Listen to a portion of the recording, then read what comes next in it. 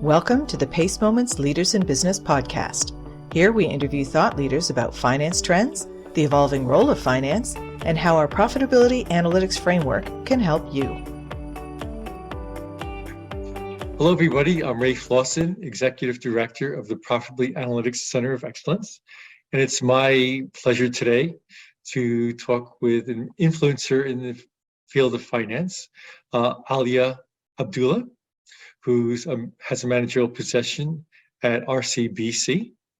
And to start our talk today, Aliyyah, or Lily, is what we like to call you, perhaps you could tell us a little bit about yourself and your interests. Sure. And nice to be here. I'm very excited today to talk about my background, and I hope I can really add value to the audience and to those who are actually listening. So I would say my career began probably around the global financial crisis of 2008. I would have just completed a management degree, but it wasn't the business management degree that most people think that, you can get a job pretty quickly. It was the other management, which is really psychology that people don't seem to talk about as much because it's not that popular. But it's a branch of psychology that really handles change management and understanding people. In hindsight, little did I know that, those things that I actually studied would have come back to actually add value to me when I grew into my first position. But anyway, back to 2008, I just completed that degree and I was interning at an accounting outsourcing firm. And I told myself that I'd stay a bit because I didn't feel passionate about finance and accounting at the time. It started off as just a job and, it really just grew on me. And then I committed myself to actually doing the finance and accounting qualifications because education has always been a big factor for me. And my dad was a teacher, so he constantly encouraged us to, educate ourselves. At the same time, I knew I wanted to excel in finance and accounting. So I really wanted to stay after a couple of years. So 15 years later, and this is where I'm at right now.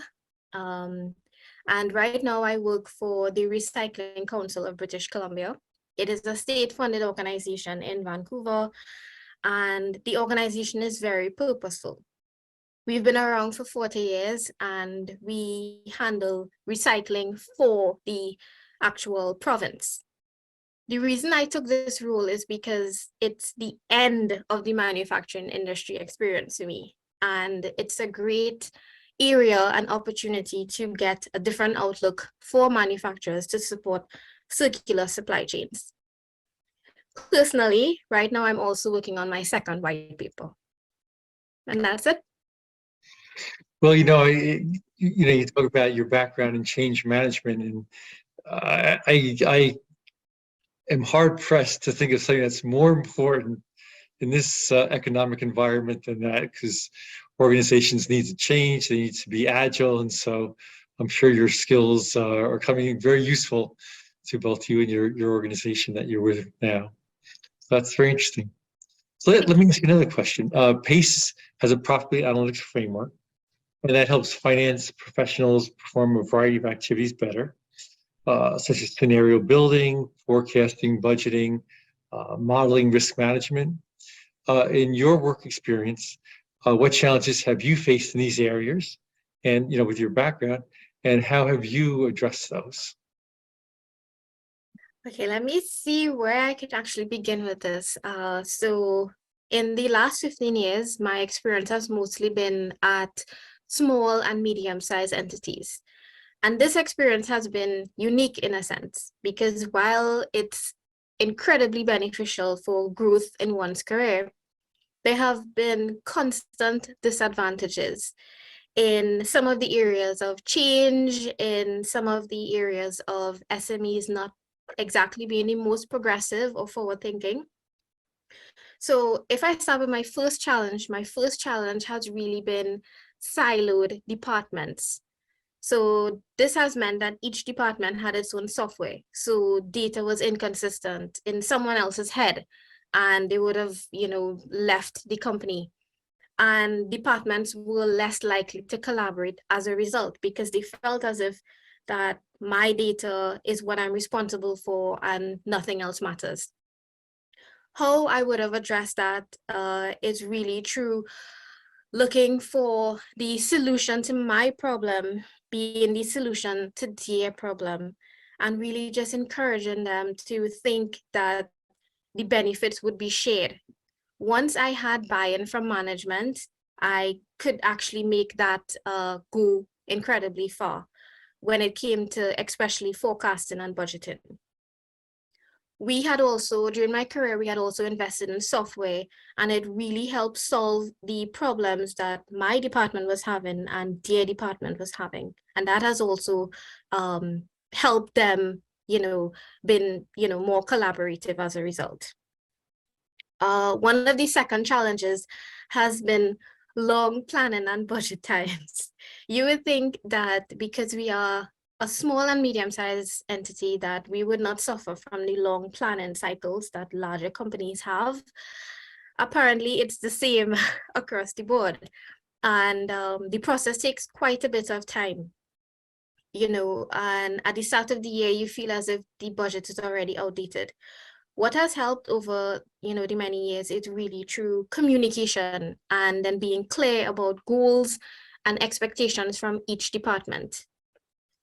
In addition, early to midway in my career, I realized just how important scenario planning helped my manager. And that, of course, reduced the time it took when it came to long planning cycles. The last challenge that I can probably mention is data security. For small and medium-sized entities, there's hardly any budget available to support data security. But it's a reality that, CFOs have. It's a growing concern because, there is the potential for financial losses. Typically, you find persons who just lack awareness of just how important it is to secure data. And, incredibly, they don't know that part of finance professionals' role are actually just being strategic advisors on business operations and practices that will most likely raise cyber risks.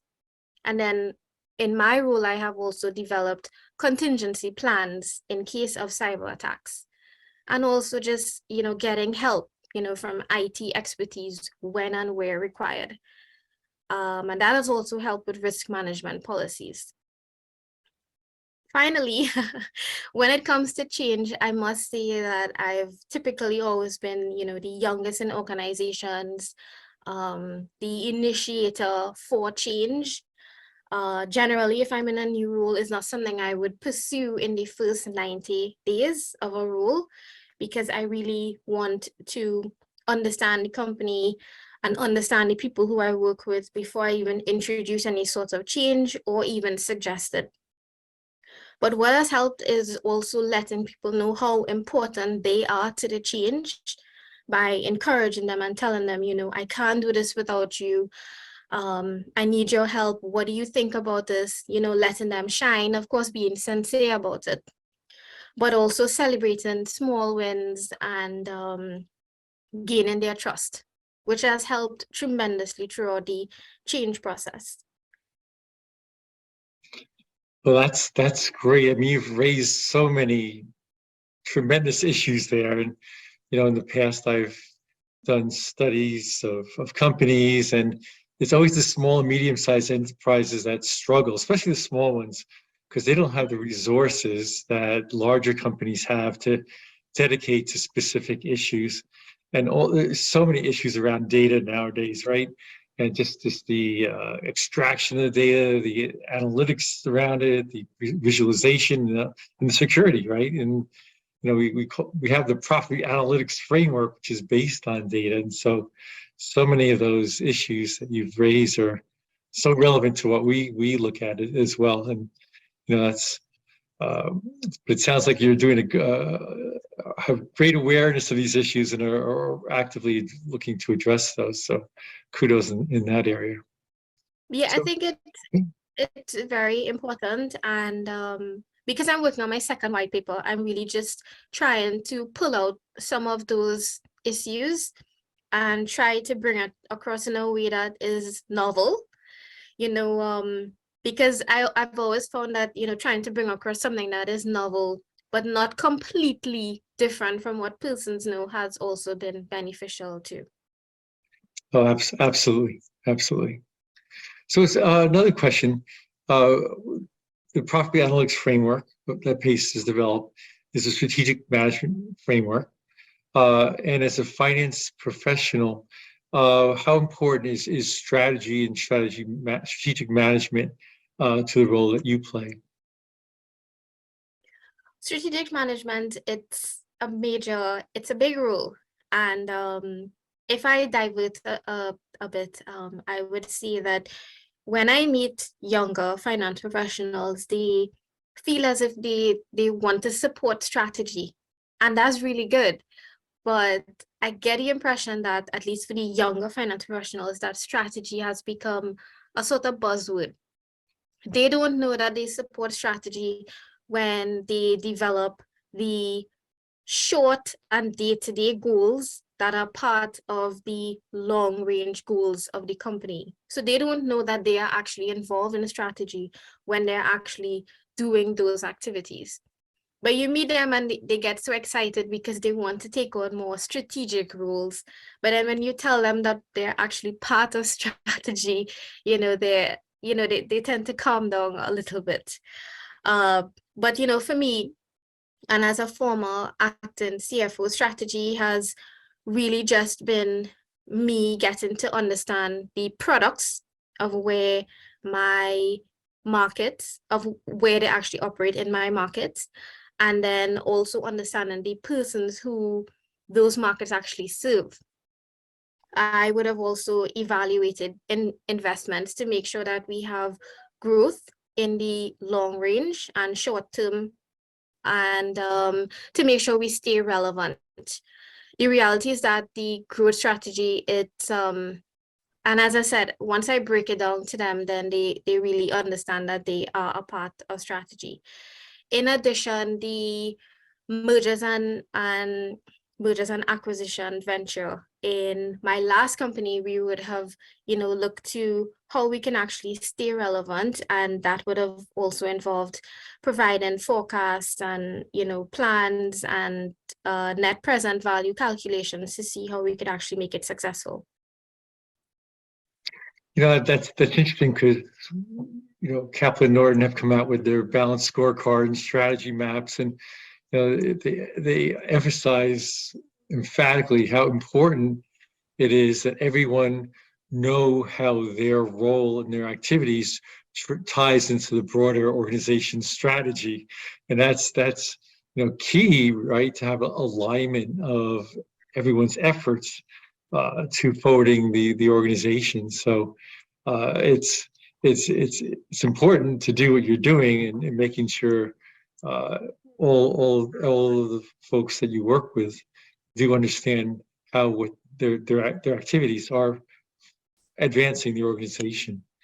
I agree, and I think it helps to give them the big picture view so that they fully understand that they are a part of the big picture as well, and that nothing that they are doing is, something that wouldn't add value later on. Yeah, and and it's also important, as you mentioned, that everyone in finance start to view themselves as strategic business partners with the rest of the organization, because we know with the automation of lower level jobs and so on, what's going to be left for us is that higher value added, more strategic role.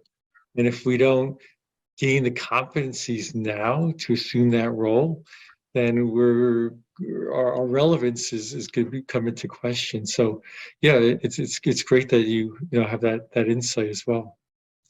So another question is, you have some great insights. And what do you see as the top trends in finance for 2023 and going forward?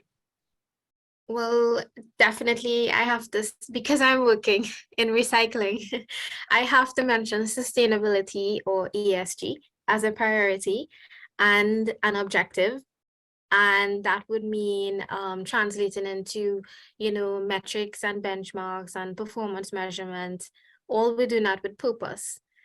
For organizations, I think that has been growing in popularity, but I know for some firms, they're not there as yet. So that's definitely a trend that I see happening right now. In addition to that, data security, it's another big factor for the CFO, as I would have mentioned earlier. And the good thing is that it's not just an issue for small and medium-sized organizations, it's also for large organizations.